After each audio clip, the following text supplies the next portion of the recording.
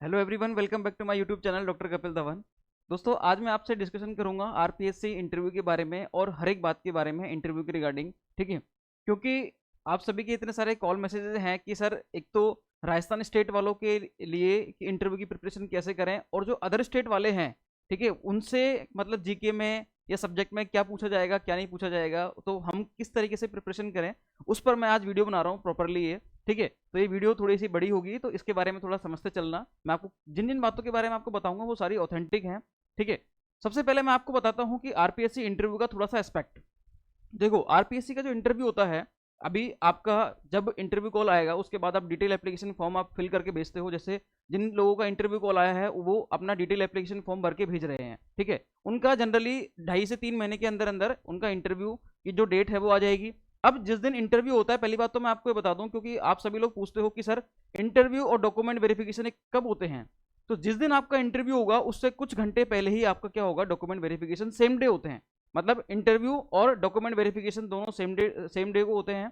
सबसे पहले आपका क्या होगा, डॉक्यूमेंट वेरिफिकेशन होगा, डीबी होगा, उसके बाद आपका इंटरव्यू होगा। इस तरीके से चलता है ये। ठीक है, अब आपका डॉक्यूमेंट वेरिफिकेशन हो गया, कोई दिक्कत नहीं है। उसके बाद आपको इंटरव्यू के लिए बुलाया जाता है। ठीक है, जब आपका इंटरव्यू स्टार्ट होगा, मैं थोड़ा आरपीएससी इंटरव्यू पर थोड़ा सा बताता हूँ आपको। देखो, जनरली क्या होता है कि आरपीएससी असिस्टेंट प्रोफेसर का इंटरव्यू होता है, वो उसका जो समय होता है, ठीक है, लगभग एक एवरेज बता रहा हूँ मैं आपको कि 15 से 20 मिनट का होता है। ठीक है, मतलब एवरेज जो कैंडिडेट्स होते हैं मैक्सिमम, उनके 15 से 20 मिनट के बीच में इनका इंटरव्यू चलता है। अब बहुत सारे कैंडिडेट ऐसे भी होते हैं जिनका इंटरव्यू 15 मिनट से थोड़ा कम चले, कुछ का ऐसा होता है कि 15 मिनट से ज़्यादा भी चले। लेकिन मैंने जिस हिसाब से बात करी, जिस हिसाब से देखा है, ठीक है, हमारे जो फ्रेंड सर्किल है उनसे बात करी और लोगों से बात करी, तो आरपीएससी असिस्टेंट प्रोफेसर का इंटरव्यू जनरली 15 से 20 मिनट तक चलता है। मेरा खुद का 18 मिनट चला था इंटरव्यू। ठीक है, मेरे फ्रेंड्स हैं उनका भी इतना ही चला था, किसी का 16, किसी का एक दो कैंडिडेट थे जिनका 22 मिनट तक भी गया था इंटरव्यू। तो इसका मतलब है कि थोड़ा बहुत बहुत रेयर कैंडिडेट होते हैं जिनके ज़्यादा जा रहा है।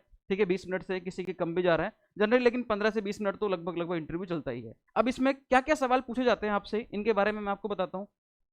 आपके देखो, जब आपका इंटरव्यू होगा तो बोर्ड मेंबर्स जो होते हैं उसमें तीन लोग होते हैं। आपका जो पैनल होगा उसमें 3 लोग होंगे, जिसमें दो जो होते हैं आपके लेफ्ट साइड में और आपके राइट साइड में, वो होंगे आपके सब्जेक्ट एक्सपर्ट, और बीच में बिल्कुल सामने आपके फ्रंट पर होंगे बोर्ड मेंबर्स जो आरपीएससी के मेंबर्स होंगे। ठीक है, आरपीएससी के सदस्य होंगे वो। एक होंगे आरपीएससी के मेंबर और 2 होंगे सब्जेक्ट एक्सपर्ट। सब्जेक्ट एक्सपर्ट आपसे केवल सब्जेक्ट के बारे में डील करेंगे, और बोर्ड मेंबर जो हैं वो आपसे जीके के बारे में, आपके जो क्वालिफिकेशंस हैं उनके बारे में आपसे डील कर सकते हैं, या जो अदर चीज़ें हैं उनके बारे में आपसे डील करेंगे। और इन्हीं चीज़ों के बारे में बताने के लिए आज मैं ये वीडियो बना रहा हूँ। ठीक है, ध्यान से समझना। सबसे पहले मैं आपको बताऊं, देखो जनरली जो इसमें पूछा जाता है, राजस्थान स्टेट वालों के लिए अगर मैं बात करूं सबसे पहले, उसके बाद में अदर स्टेट वालों पर आऊंगा। राजस्थान स्टेट में आपको अच्छे से पता है कि जो बोर्ड मेंबर्स हैं वो आपसे जीके के एस्पेक्ट में ज़्यादातर बात करते हैं। सबसे पहले तो आपसे पूछी जाती है क्वालिफिकेशंस। 10th आपके कितने मार्क्स थे, कितने परसेंटेज थी और आपने कहाँ से की। 12th आपके कितने परसेंटेज थे, मार्क्स थे और आपने कहाँ से की। यूजी के बारे में पूछते हैं, पीजी के बारे में पूछते हैं, और अदर कोई डिग्री है तो उनके बारे में पूछते हैं। और ये स्टार्टिंग होती है जनरली बोर्ड मेंबर से, जो आरपीएससी के सदस्य होंगे वो आपसे इन चीज़ों के बारे में स्टार्ट करेंगे। ठीक है, ये स्टार्ट हो गया। उसके बाद अगर उनको कोई क्वेश्चनिंग करनी है तो वो क्वेश्चनिंग करते हैं, नहीं तो वो जो सब्जेक्ट एक्सपर्ट है उनको हैंड ओवर कर देते हैं। ठीक है, और एक एक करके जो सब्जेक्ट एक्सपर्ट है वो आपसे क्वेश्चनिंग करेंगे। अब वो हो सकता है कि आपसे वो जो टेबल है वहीं पर आपसे मतलब आपसे क्वेश्चनिंग स्टार्ट हो जाए। हो सकता है आपसे क्वेश्चनिंग आपसे बोलें कि वो नहीं, आप तो इस चीज़ को बोर्ड पे जाके समझाओ। हो सकता है कि जो वहां पर पैड और पेन रखा हुआ है उस पर बोलें कि आप इस पे लिख के समझाओ, या फिर ओरली चले। ठीक है, इस तरीके से हो सकता है ये, तो इसमें कुछ भी हो सकता है। ये सब इसका कोई फिक्स नहीं है। ठीक है, ऐसे नहीं कह सकते कि मेरा तो ये चलेगा, ऐसा होगा वैसे होगा, ऐसा इसका कोई कुछ नहीं है। ये सारी चीज़ें क्या है, अनएक्सपेक्टेड है सारी चीज़ें ये। ठीक है, अब देखो जनरली जो बोर्ड मेंबर्स होते हैं वो क्वेश्चनिंग जो करते हैं, इस पर मैंने बहुत सारी वीडियो बनाई हुई भी है कि जनरली बोर्ड मेंबर किन किन बातों पर सवाल पूछते हैं। जैसे उनका एक चीज़ तो फिक्स है कि वो एनवायरमेंटल बेस्ड तो जरूर पूछेंगे ही पूछते हैं वो। ठीक है, एनवायरमेंटल बेस्ड तो उन्होंने मैक्सिमम लोगों से लास्ट टाइम पूछा था कि एनवायरमेंट के लिए आप क्या कर रहे हो, आप क्या अपने सुझाव देंगे। ठीक है, ग्लोबल वार्मिंग हुई, ठीक है, ये सारी चीज़ें जो होती हैं एनवायरमेंट पर बेस्ड जितनी भी बातें हैं, इन पर तो सवाल जनरली आ ही जाता है। अब आपके आए या नहीं आए वो मैं नहीं कह रहा, लेकिन जनरली आ ही जाता है इस पर सवाल। ठीक है, और जीके के बारे में अदर क्वेश्चनिंग क्या हो जाती है कि आप जहां पर रह रहे हो, आपकी जो लोकेलिटी है उसके बारे में पूछ लेते हैं। ठीक है, वहां की कोई स्पेशलिटी है उसके बारे में पूछ लेते हैं, कोई बहुत बड़ा कोई राजा हुआ है उसके बारे में पूछ लेते हैं। आपके डिस्ट्रिक्ट में या आपका जो एरिया है, तहसील है, वहां पर कोई राजस्थान गवर्नमेंट का या इंडियन गवर्नमेंट का कोई बहुत बड़ा प्रोजेक्ट तो नहीं चल रहा। ठीक है, कोई परियोजना तो नहीं है, कोई बहुत बड़े रेलवे स्टेशन का कोई काम तो नहीं चल रहा। जैसे अमृत योजना के तहत जो भी रेलवे स्टेशन आए हुए हैं उनके बारे में पूछ सकते हैं, जिन जिन का जो क्षेत्र है। तो ये सारी चीज़ें तो राजस्थान स्टेट वालों के लिए हो गई। और सब्जेक्ट एक्सपर्ट जो होते हैं वो तो उसके बारे में तो मैंने काफ़ी चीज़ें आपको बताई हुई है। सब्जेक्ट एक्सपर्ट तो आपसे सब्जेक्ट के बारे में पूछेंगे और अच्छे से पूछेंगे, डिटेल में पूछेंगे वो आपसे, ठीक है।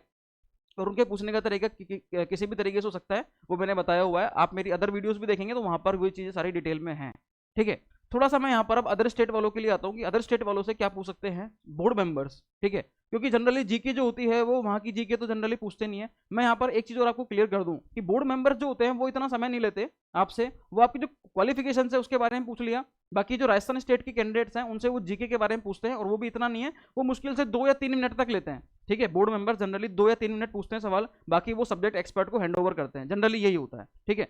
अब 2 या 3 मिनट में वो वहाँ की स्टेट के बारे में तो पूछते ही हैं, साथ ही साथ वो डिस्ट्रिक्ट के बारे में या अदर लोकेलिटी है उसके बारे में पूछ लेते हैं। लेकिन अब सवाल ये आता है कि अदर स्टेट वालों से क्या पूछते हैं वो। तो अदर स्टेट वालों के लिए मैं आपको एक चीज़ बताऊं कि कुछ क्वेश्चन तो पैट होते हैं जो हर पीएससी पूछती है, मतलब राजस्थान आरपीएससी नहीं, अदर स्टेट की पीएससी होगी और वहां पर कोई अदर स्टेट का कैंडिडेट जाएगा, ठीक है, तो उनसे भी वो किस तरीके से क्वेश्चनिंग होगी, तो वो क्वेश्चन बिल्कुल पैट होते हैं, फिक्स होते हैं। अब वो क्वेश्चन होते क्या हैं कि बोर्ड मेंबर्स, वहां के बोर्ड मेंबर्स क्या पूछेंगे, आरपीएससी के बोर्ड मेंबर क्या पूछेंगे, इसके बारे में थोड़ा मैं आपको बताऊं। तो जनरली देखो, एक तो ये पूछते हैं मेनली तो कि आप वहां से आना क्यों चाहते हो राजस्थान स्टेट में, आप राजस्थान स्टेट में जॉब क्यों करना चाहते हो, आपने ये एग्जाम क्यों भरा, क्या आपके स्टेट में वहां पर असिस्टेंट प्रोफेसर की वैकेंसी नहीं निकली, इसके बारे में पूछ लेते हैं, ठीक है। यहां पर बेनिफिट्स क्या हैं, अगर आप अपने स्टेट को छोड़कर इस राजस्थान स्टेट को ज्वाइन करते हो, राजस्थान स्टेट में आप as a assistant professor recruit होते हो, तो फिर यहां पर क्या बेनिफिट्स होंगे उस स्टेट के कंपैरिजन में, या फिर वहां के ड्रॉबैक्स क्या हैं,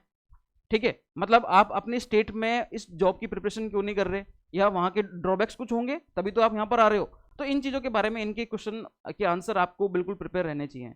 वहां के ड्रॉबैक्स क्या थे, यहाँ पर क्या क्या बेनिफिट्स हैं, आप क्यों आना चाहते हो यहाँ स्टेट में, ठीक है, ये सारी चीज़ें पूछ लेते हैं। इवन यहाँ पर ये तक ही पूछ लेते हैं कि आपने वहाँ की जॉब के लिए ट्राई क्यों नहीं किया था, ये सवाल भी वहाँ पर हो जाता है, ठीक है। राजस्थान स्टेट वालों से तो जीके पूछते हैं, यहाँ पर जनरली आपसे क्या पूछेंगे, मेनली अदर स्टेट वालों से जो डील होता है वो सब्जेक्ट के बेस पर होगा सारा मेनली। लेकिन अगर बोर्ड मेंबर्स कुछ पूछते हैं तो बोर्ड मेंबर का सवाल जनरली यही होता है कि आप वहाँ से यहाँ क्यों आना चाहते हो, ठीक है। इसके अलावा वहाँ यहाँ पर एडवांटेज क्या है राजस्थान स्टेट में, वहाँ पर ड्रॉबैक्स क्या हैं, इसके बारे में पूछ लेते हैं, ठीक है। और अगर मैं बात करूँ तो थोड़ा सा पॉलिटिकल एस्पेक्ट भी पूछ सकते हैं आपसे वो। पॉलिटिकल एस्पेक्ट के बारे में अगर मैं बताऊं हल्का सा कि वहाँ के जो पॉलिटिकल जो चीज़ें हैं वो किस तरीके से डील हो रही हैं, तो थोड़ा सा आप न्यूज़पेपर वगैरह भी देखते रहना, वो सारी चीज़। बाकी जो 3-4 क्वेश्चन मैंने आपको बताए, इनके बारे में आपको प्रॉपरली ध्यान रखना है।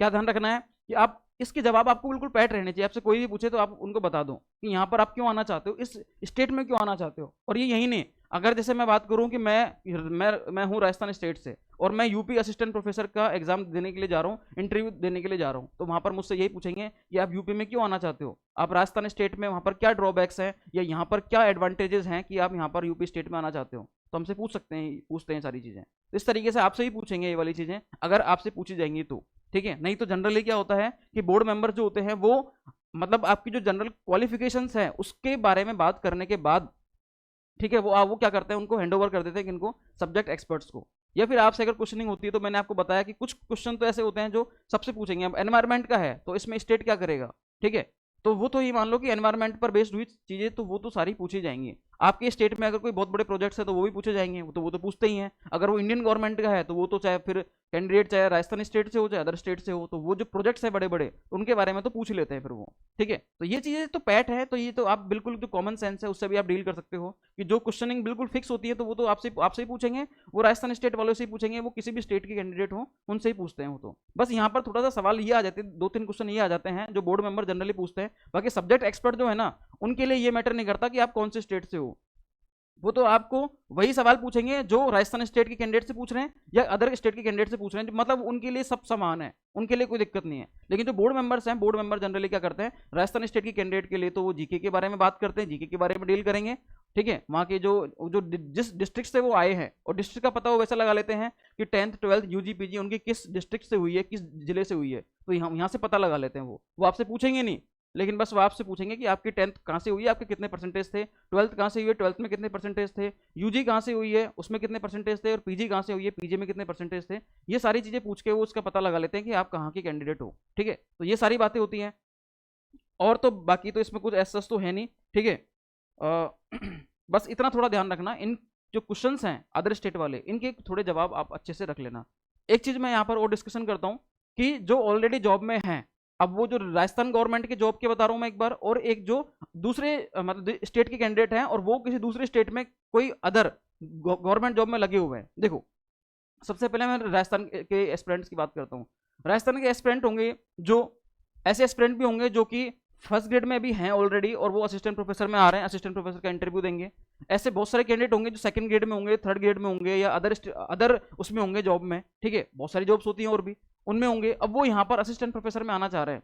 तो पहली बात तो ये कि आप उस जॉब से इस जॉब में क्यों आना चाहते हो, इसका सवाल का आंसर आपके पास होना चाहिए, इसका जवाब आपके पास होना चाहिए कि आप उस जॉब से इस जॉब में क्यों आना चाहते हो। ये तो सबके पास होना चाहिए और पॉजिटिवली होना चाहिए, नेगेटिवली नहीं, पॉजिटिवली। अब पॉजिटिवली का मतलब ये भी नहीं कि आप उस जॉब की धज्जियां उड़ा दो, उस जॉब के बारे में इतना बुरा बोल दो कि मतलब कि यार ये तो अगर बाई चांस का यहाँ नहीं हुआ तो ये तो गवर्नमेंट एम्प्लॉय बनने के लायक ही नहीं है, ठीक है, ये तो गवर्नमेंट की बुराई कर रहा है। तो ये काम तो नहीं होना चाहिए। पॉजिटिवली आपको बिल्कुल सटीक तरीके से आंसर करना है। इसलिए मैं कह रहा हूं कि इन क्वेश्चंस का आंसर अभी से आप प्रिपेयर करके रख लो, ठीक है। इसलिए मैंने यहाँ पर लिखा हुआ है, देखो कि अदर स्टेट वालों से क्या पूछा जाता है और उसकी प्रिपरेशन किस तरीके से करें। तो मेनली जो मैंने थंबनेल पे लिखा हुआ है वही सारी चीजें मैं आपको बता रहा हूँ, ठीक है। और अब देखो तो राजस्थान स्टेट के जो कैंडिडेट हैं वो तो इसके बारे में बता देंगे कि वो यहाँ पर क्यों आना चाहते हैं। जो अगर थर्ड ग्रेड में है, सेकंड ग्रेड में है, फर्स्ट ग्रेड में है, तो वो तो बता देंगे कि हमें जो सब्जेक्ट है उससे हमारा लगाव ज़्यादा है, हम सब्जेक्ट में एक्सपर्ट है ऑलरेडी और हमें सब्जेक्ट बहुत पसंद है, और हम भी चाहते हैं कि हम जो जो हायर कैंडिडेट्स हैं, ठीक है, जो यूजी पीजी के कैंडिडेट्स हैं उनको हम टीचिंग कराना चाहते हैं। तो वो अपने सब्जेक्ट के प्रति लगाव को बता सकते हैं, और अदर कोई उनका कोई एस्पेक्ट है तो वो अपना बता सकते हैं। और अदर जॉब वाले हैं तो वो क्यों आना चाहते हैं, तो वो अपना टीचिंग में बता सकते हैं कि मेरा टीचिंग में ज़्यादा इंटरेस्ट है और मैं टीचिंग कराना चाहता हूं, तो इस तरीके से वो यहाँ पर भी आ सकते हैं, तो वो बता देना। लेकिन अदर स्टेट वाले जो हैं, अब वो अगर उस जॉब को छोड़कर यहाँ पर आ रहे हैं तो उनके लिए बड़ी समस्या हो जाती है।